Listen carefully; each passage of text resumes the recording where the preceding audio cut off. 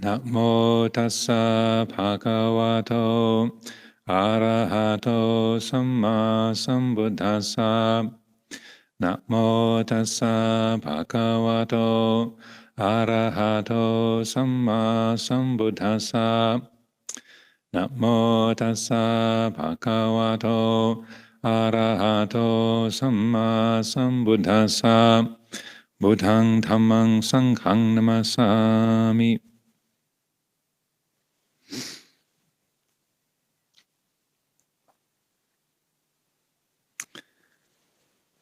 On this unique Kathina festival day, I'm very happy to be invited to share some reflections on Dhamma. It might be surprising to people, but this is the first Dhamma talk I've given at a Kathina here at Amaravati. Every other year that I've been here, there's always been a senior person, a senior monk who's come and offered the teachings and led the ceremonies. So this is a unique occasion for me as well. So it's a good opportunity also to consider why this is a unique Kathina. So few people. Normally at this point the temple would be crammed wall to wall with everybody, and extra people over in the sala listening in and watching on the screen over there. But here we are in the temple. Those of you who are watching this on the cameras, maybe you can see there's just a handful of people, socially distanced here in the temple, just a handful of nuns and monks here also. One of the things, just talking with His Excellency the Ambassador, about things that we've learned through the COVID pandemic and how life, having been different during these times, one of the things that is say most impactful or most striking to me is how the heavenly messengers have been unavoidable. Oftentimes, for not just in the outside society, in the ordinary lay world, but also within the monastery, we can get very complacent. We can get very used to having our jobs, our family, our routines. We go where we want to. We do the kind of things we like to do, and the issues of old age and sickness and death and the fragile nature of life are very much pushed to the edges. And this is not new in this current age. This was also happening back in the time of the Buddha. But that kind of complacency, taking things for granted, is very, very common in our lives. And one of the, in a way, the strange blessings of the pandemic is that we can't avoid the messengers, the heavenly messengers, the Devaduta, as the Buddha called them. We can't avoid them because almost every aspect of our lives, both within the monastery, around the monastery, has been affected by the impact of this disease. We've had to close the gates to visitors. We have the face coverings, these breathing masks that we have to wear much of the time. The distance apart, we have to sit from each other, and not to mention the number of people who've caught the illness, who've died from the illness, and the economic impact. So many businesses have folded. So many lives have been greatly disrupted. So we can't ignore the messenger. I don't think you could go anywhere, either in the UK or probably most countries of the world, and say, and find someone, and you could say to them, coronavirus, and they'd say, what is that? I think everywhere in the world people will recognize coronavirus or COVID-19. So that is something that the Buddha encouraged us to do, was to notice those messengers, the Devaduta, and to listen to the message that they bring. In this respect, it's interesting that the Buddha called old age, sickness, and death, and then the renunciant, the fourth of the heavenly messengers, he called them heavenly, Deva. they're divine. And so why would he use a word like that to describe them? Most people would think of old age, sickness, and death as hellish messengers. They're samrap narok. They're kind of dangerous, painful. They have the attributes of hell and difficulty and pain. So why would the Buddha call them heavenly? And to me, it hinges around the fourth messenger, the spiritual seeker, as people might know. When these are talked about, old age, sickness, and death were the things that, according to the legends, the Bodhisatta encountered when he left the palace and went exploring with his charioteer, Channa. And he saw, first of all, an aged person bent over and crippled by age, a sick person, and then a dead body. And he'd never, according to the legends, he'd never seen old age or sickness or death before. And then his charioteer, Channa, said, "Oh, this happens to everyone. Yeah, we're all subject to this." And then the fourth of the messengers that they encountered was a wandering yogi, a samana, a seeker, and the Buddha, as a bodhisatta, as a prince, said, "Well, what is this person doing? Why are they dressed so differently? Why are they somehow living in a way that's so much of a contrast to everybody else? What's this person doing?" And then Channa said to the Bodhisatta, "Oh, this person is seeking the deathless. They are a samana, a yogi, one who is looking to transcend the wheel of birth and death." So some of the legends tell these stories, and the symbol comes down to us of these four heavenly messengers.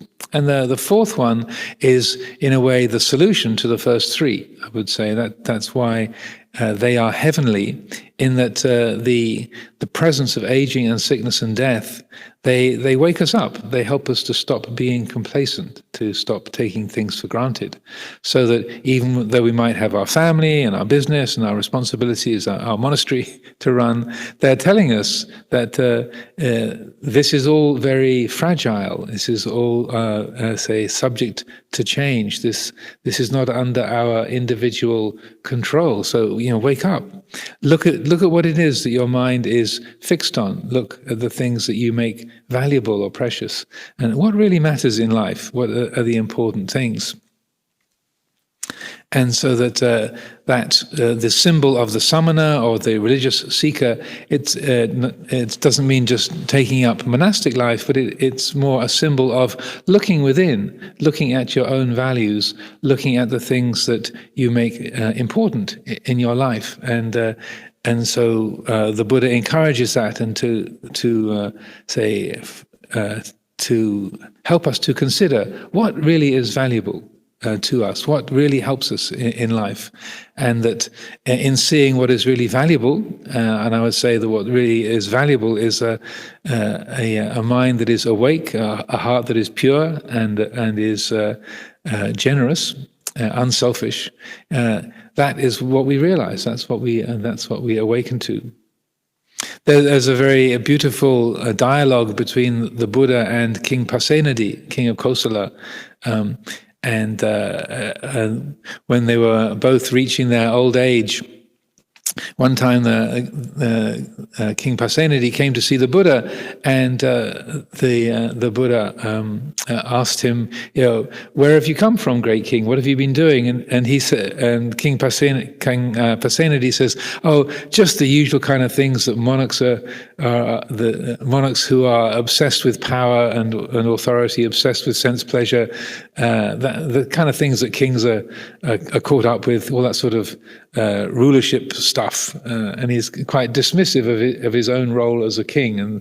And the Buddha says to him then that What would you do, great king, if you got a messenger that came to you from the north and said, there's a huge mountain as high as the clouds moving down to you from the north, and there's another messenger came from the east and from the south and from the west, and each of those messengers had the same message. They said, there's a huge mountain as high as the clouds moving towards you, inexorably, unstoppably, crushing everything beneath them. What would you do? How would you relate to that? And the king says, well, Venerable Sir, what I would do, what could I do except to practice the Dhamma, to live righteously, and to carry out acts of generosity and acts that were meritorious and beneficial. What else could I do other than to walk in the way of the Dhamma? And the Buddha praises him for that. Says, "Good, well, good, great king. This is very good. What else is there to do except to practice the Dhamma and to live wisely, to live righteously, and to carry out acts that are meritorious and beneficial." So that the Buddha said, because great king, aging and death are rolling in on you. They're moving in on you from each side. This is unstoppable. It's coming towards you. That these great mountains that crush everything before them are heading in your direction. They are unstoppable, the process of aging and death. So, in the face of that, then what is there to do except to practice the Dhamma, to live wisely, and to carry out acts of generosity, to acts that are meritorious. So I feel this is a very good, say, informative dialogue as we are here now in the UK and around the world. The mountains have encroached upon us. They have arrived, and the sickness and death are very close and unavoidable. And so, what is the message that they bring? And why is that heavenly? It's because that the mind is caused to let go of its worldly concerns, its worldly interests, and instead, rather like King Pasenadi wisely reflected, says, well, that being the case, what else is there to do? What's more important than practicing the Dhamma, living wisely, and carrying out meritorious acts, doing things that are beneficial, helpful, and that are acts that generate punya, boon, in our lives. It helps us to the messengers, even though they have a very off-putting aspect of sickness and death. They are very challenging or threatening. They're heavenly because they help us to reshape our priorities. They help us to live in a way that bring about those heavenly states of mind. Because when we make living in accordance with Dhamma, carrying out meritorious acts, we make that the priority. We see that is valuable and important for us to do. Then that brings a brightness to the heart. That is the kind of deva, the bright quality of the heart, of the mind, is strengthened, is empowered through acts of kindness and goodness. And so that I feel this is one of the reasons why the Buddha called these the heavenly messengers, even though they might not look very heavenly. They don't look like sort of shining devas. Sickness and death are kind of threatening or off-putting in some ways. But if they are received and understood, and it's recognized, how that fits into our life, then the result of that is a brightening of the heart, that we are able to let go of the sort of superficial or say activities and interests that are maybe entertaining or exciting or interesting, but don't really have a lot of value. They don't really bring any kind of great benefit. They're not anything that is truly valuable in an ongoing way. Kathina time is a time of offering, of generosity. So we have these many material offerings. This kind of dana is called Amisadhana. Amisa means material, or the kind of physical offerings that Yompam and His Majesty the King have offered to support this monastery, and all your friends and family and others who've joined together, sent in the different offerings. So Amisadhana is that material material support, and that this is a very significant kind of generosity and a way of creating, generating merit and living skillfully, acting in accordance with Dhamma. So sadhu anumodana to all of you for the material offerings, and that the Amaravati could not keep going without this kind of help. There's a big place. There's a lot of people live here. We have a lot of buildings, and we have a big rebuilding program. We have a high overhead. Even when we try to keep it low, it's still challenging. So the Amisadhana element is extremely important. But along with that dimension of material offerings, the Buddha also talked about other kinds of dana, other kinds of generosity. And the second kind, which he spoke about as being superior to Amisadhana, to material offerings, is what is called Abhayadana, or the giving of fearlessness. Abhaya is fear, Abhaya is fearlessness. So Abhayadana. So I feel it's good to reflect upon that as well.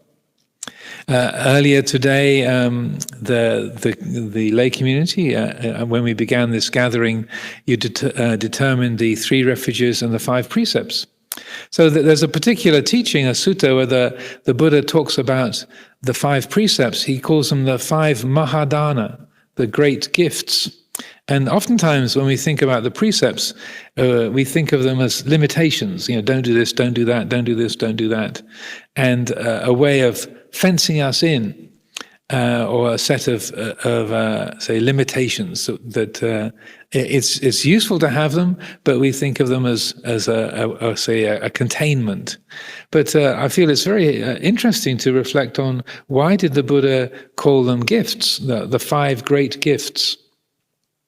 And when he explains this, he talks about it in terms of this quality of fearlessness, Abhayadana. He said, if you take the precept of refraining from killing other beings, then by that determination, by that dedication in your own heart, then you relieve countless other beings from danger. You are giving them the gift of freedom from anxiety, freedom from distress, freedom from fear. And in turn, you also bring to yourself freedom from anxiety, freedom from distress, accordingly. Similarly, if you don't steal, if you don't take things that are not given, or you don't engage in sexual misconduct, you don't lie, you don't use intoxicants, then by that act, you are giving others around you a freedom from fear, a freedom from anxiety. If people know that you don't lie, they don't have to be worried when you're talking to them that you're going to be deceiving them. If they know that you don't steal, they're going to feel at ease because you're not going to try and cheat them of anything. And so you are providing freedom from fear. And so I feel that's very, very helpful to consider. That the keeping the precepts is a gift. It's a kind of generosity that it makes you, say, help to contribute to a benign and helpful atmosphere around you. People know they can trust you.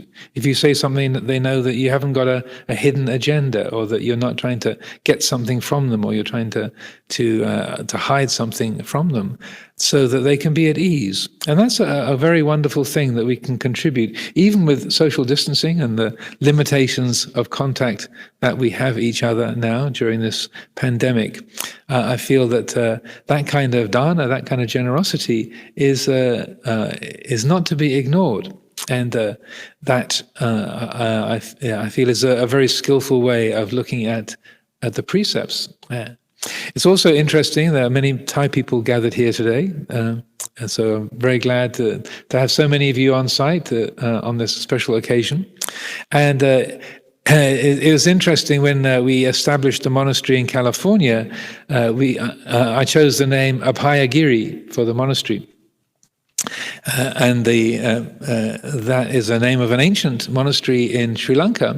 And part of the reason that I chose that that name was that the half of the land of Abhayagiri Monastery was given to us by a Chinese monk, Master Xuanhua, and and he had a very large community of Buddhist nuns as well as Buddhist monks. About a city of 10,000 Buddhas. It was about 20 miles away from Abhayagiri Monastery.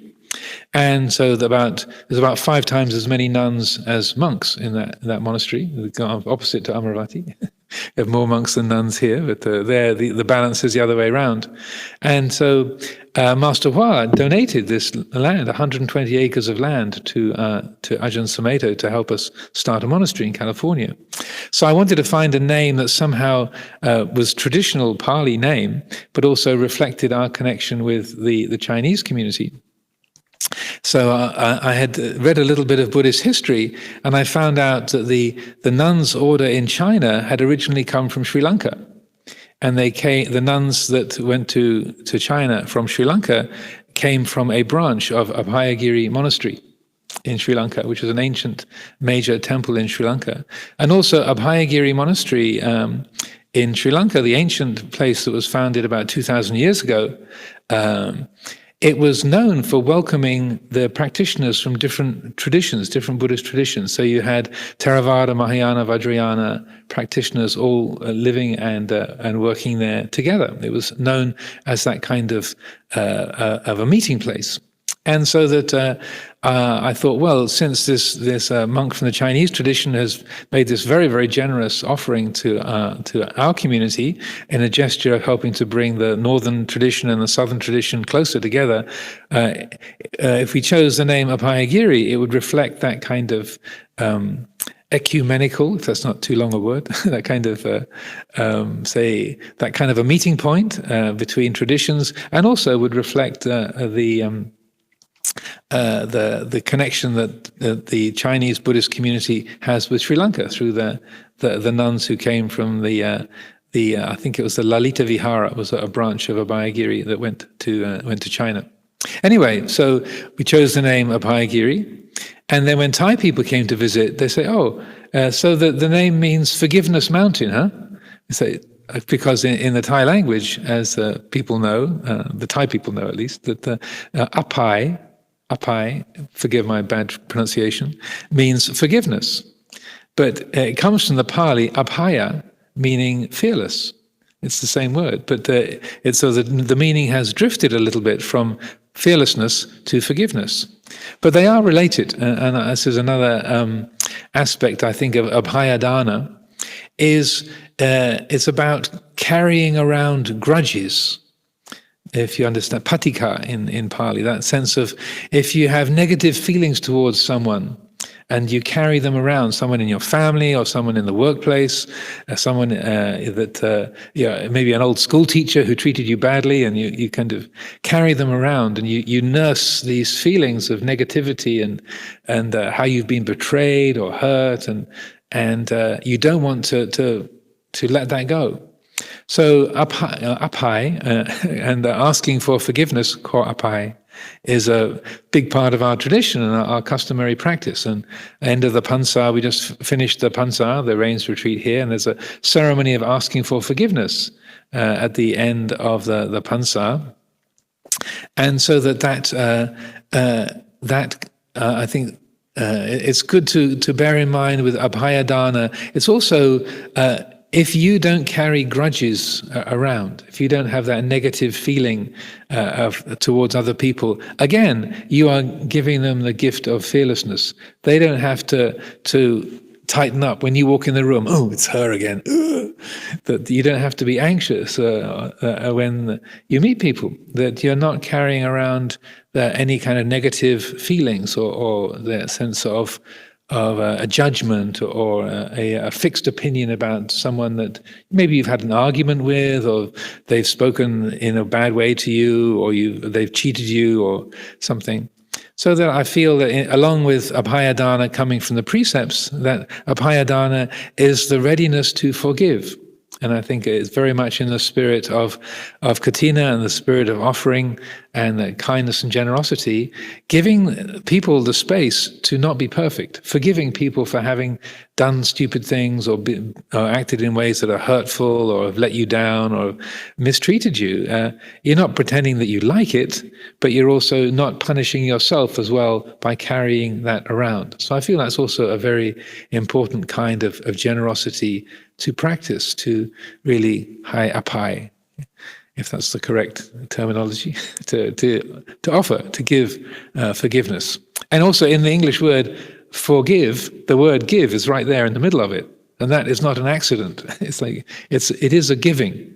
So I feel that to see where we carry people around, or we have those particular painful memories, for each of us to see that, oh yeah, there's Uncle so-and-so, oh yeah, my brother, oh yeah, the boss that I used to have, whenever I hear his name, you know, just to notice that and to consider, can I let that person go? Can I no longer carry them around? These kinds of giving, the Buddha spoke about, the highest kind of giving is called Dhammadana. As he says in the teachings, Sabbadanang Dhammadanang Jinati. Of all the kinds of generosity, of all the kinds of gifts, the gift of Dhamma conquers all the others. Jinati means to conquer, or to sort of comes out on top. So again, on this occasion, I think it's good to consider the gift of Dhamma and to reflect on why is that something so highly praised by the Buddha. Why would he say that kind of gift of Dhamma is the supreme kind of gift? So oftentimes when we see those words, it's often printed in the front of a Dhamma book, and someone has sponsored the printing of a Dhamma teaching, and that is, you know, very valuable, and we're very appreciative. Amongst the offerings for this Kathina, we've received quite a few Dhamma books, and we make quite a bit of effort to produce Dhamma literature and to spread that around. But I would suggest that Dhammadana is not just printing Dhamma books, and it's not just giving verbal teachings. Certainly that is part of it, and I would say that I can't guess exactly what was in the mind of the Buddha. I wouldn't be so presumptuous as to say I know what the Buddha was thinking, but one of the reasons why the Buddha would say Dhammadanang, Sabbadanang, Dhammadanang Jinati, that the gift of Dhamma is the greatest gift, is that he saw that was something extraordinary and unique in the human world, well, humans and devas, is the effect of the Dhamma teachings. In the Kevada Sutta, at the beginning of the Kevada Sutta in the Digha Nikaya, the Buddha says that there's two kinds of miracle. There's two kinds of abhinihan. There's the miracle of psychic power, like reading people's minds or flying through the air or looking into past lives. So that's one kind of miracle, is the miracle of psychic power. The other kind of miracle is the miracle of instruction, of Son explaining Dhamma, teaching Dhamma. And he said, of these two, the miracle of instruction is the superior. And that you might think that, you know, flying through the air or reading people's minds is pretty far out, pretty incredible, and pretty amazing. And you know, you might think, well, I've heard hundreds of Dhamma talks, but I've never read anybody's mind. I've never flown through the air. So yeah, that would be much more impactful. But again, the Buddha doesn't choose his words casually. He chose these words, I feel, very, very specifically, because in teaching Dhamma, and if you read in the suttas, or if you know from your own experience, listening to Dhamma teachings, the people could hear the word of the Buddha or word of the great disciples, and then through hearing that teaching, their heart could be liberated. It could be to enter the stream, to be a stream enterer, to be a once returner, a non-returner, or even realize arahantship, just by hearing a Dhamma talk. And so over and over again, hundreds of times, for lay people and monastics as well, hearing the sound of the Dhamma, hearing the words, the hearing of the words, receiving the words, understanding them, can bring about a change of heart that irreversibly, brings into being a realization of truth, of Dhamma. It liberates the heart through hearing the Dhamma. So the Buddha said, that's a miracle. That's something to be really amazed at, and that's far more important than flying through the air. That's a greater miracle, that you can hear the sound of some words, that it can impact the heart, and like, oh my goodness, that's what that means. Aha! And in that aha, our life can be irreversibly changed for the better. We can see things, in a way that is truly liberating, and so I would say that's a really helpful way of understanding Dhammadana. Another way of understanding it, and maybe the last thing I'll share today, is that when we talk about, say, Dhammadana, or the giving of Dhamma, then we usually think of that in terms of words, the verbal teachings of Dhamma. But I feel there's other ways to look at it as well. So, for example, I was mentioning yesterday, there was this a teaching in the suttas. It's in the Anguttara Nikaya, where the Buddha describes a previous life of his, where he was a Brahmin in the city of Vilama, and he made this enormously abundant offering.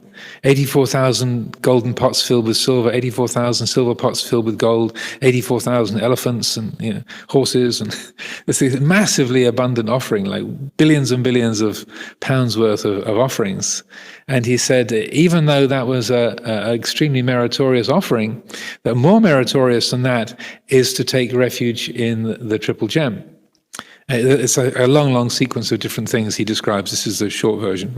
So far more meritorious is to take refuge in the Triple Gem.